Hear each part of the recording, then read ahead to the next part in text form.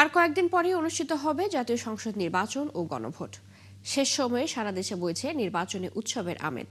চলছে নির্বাচন প্রচারে জনসভা ও সমাবেশের পাশাপাশি গণসংযোগের কাজ। শেষ মুহূর্তে ভোটারদের দাঁড়ে দাঁড়ে ছুটছেন প্রার্থীরা। সহকর্মীদের পাঠানো তথ্য ছবিতে প্রতিবেদন। চট্টগ্রাম ১১ আসনে বিএনপি মনোনীত প্রার্থী আমির খসরু মাহমুদ চৌধুরী বৃহস্পতিবার বিকালে নির্বাচন প্রচারে তরুণদের সাথে টকশোতে অংশ নেন। তিনি বলেন, যারা বিএনপির নাম ব্যবহার করে চাঁদাবাজি করছে তাদের দল থেকে বহিষ্কার করা হয়েছে।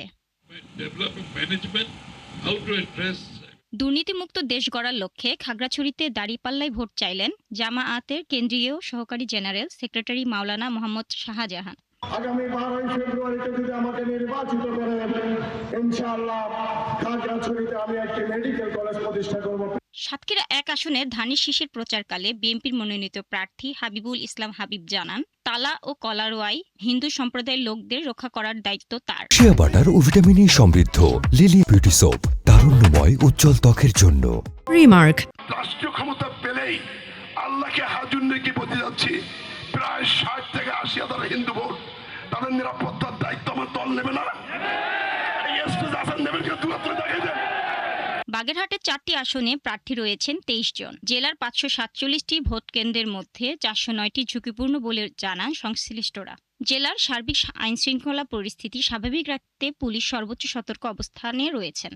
সুতরাং কেউ যদি অপরাধ করার চেষ্টা করে বা অপরাধী যিনি হন না কেন, আমরা অবশ্যই আইনতে আনবো।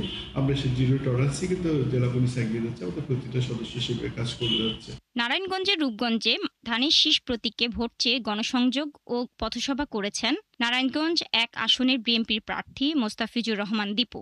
আমি চেষ্টা করব এই গ্যাসের লাইনটাকে বৈধতা দেওয়ার জন্য সকলকে মিলে আমরা ইনশাআল্লাহ চেষ্টা করব।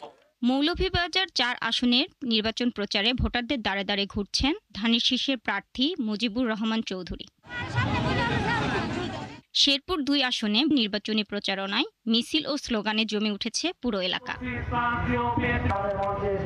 এদিকে রাজবাড়ী 2 আসনে স্বতন্ত্র প্রার্থী নাসিরুল হক সাবু ইস্তেহার ঘোষণা করেন।